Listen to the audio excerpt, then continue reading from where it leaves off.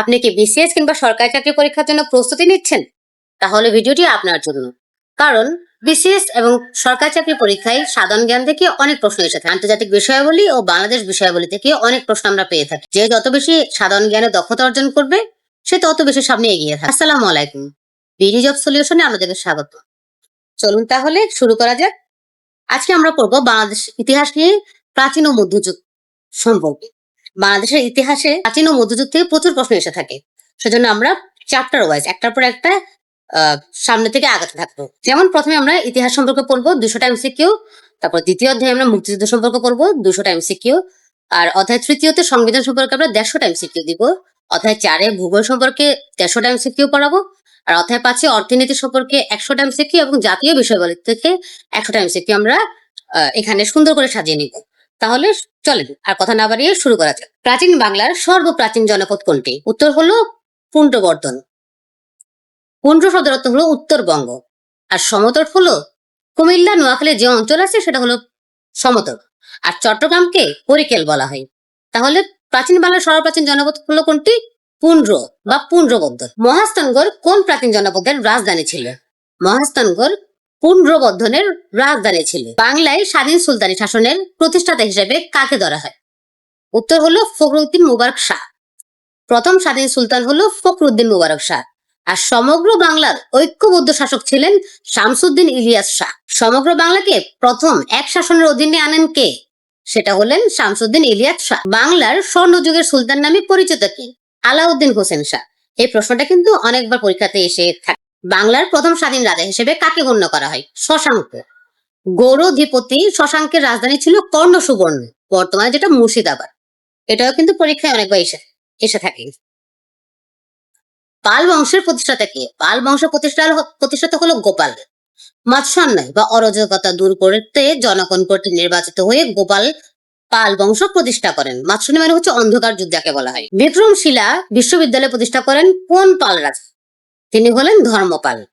ধর্মপাল বিক্রমশিলা প্রতিষ্ঠাতা। আর দেবপাল হলো সর্বাধিক ভৌগোলিক বিস্তৃতি। পাল বংশের দ্বিতীয় প্রতিষ্ঠাতার নাম কি ছিল? পাল বংশের দ্বিতীয় প্রতিষ্ঠা নামে পরিচিত ছিল হচ্ছে মহিপাল, প্রথম মহিপাল। প্রায় 1 শতাব্দীর দুর্বল শাসনের পর প্রথম মহিপাল হারানো গৌরব পুনরুদ্ধার করেন। সেন বংশের প্রতিষ্ঠাতা কে? সেন বংশের প্রতিষ্ঠাতা হলো বিজয় সেন। সেন বংশের শেষ স্বাধীন রাজা কে ছিলেন? সেন বংশের শেষ স্বাধীন রাজা ছিলেন লক্ষণ সেন। এটাও কিন্তু পরীক্ষায় অনেকবার এসেছে। বাংলায় মুসলিম শাসনের গোড়াপত্তন করেন কে? তিনি হলেন ইখতিয়ারউদ্দিন মোহাম্মদ বখতিয়ার খলজি।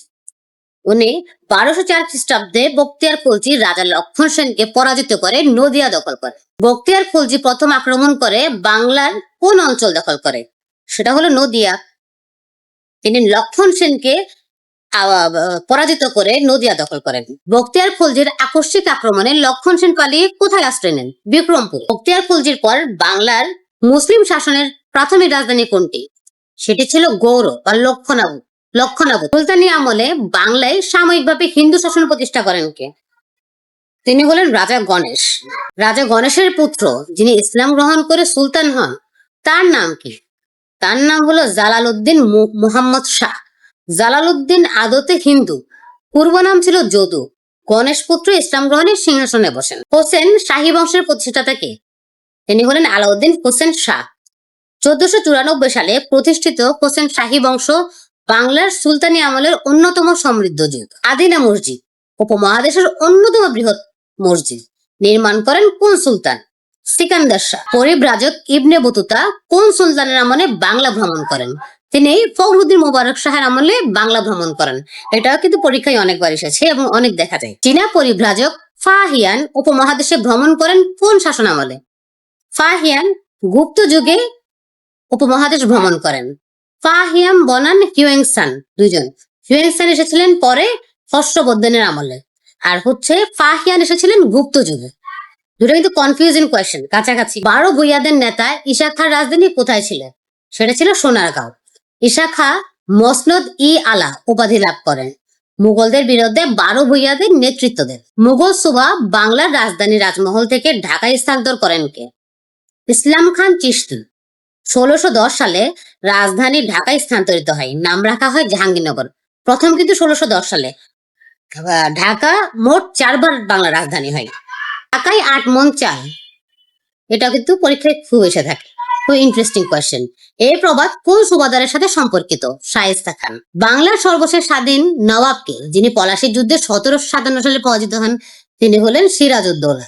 পলাশীর যুদ্ধে পরাজয়ের মধ্য দিয়ে বাংলার স্বাধীন শাসনের অবসান ও ঔপনিবেশিক যুগের সূচনা ঘটে। আজকে তাহলে এতটুকুই। নেক্সট কোয়েশ্চেন দেখার জন্য চোখ রাখুন আমাদের চ্যানেলে।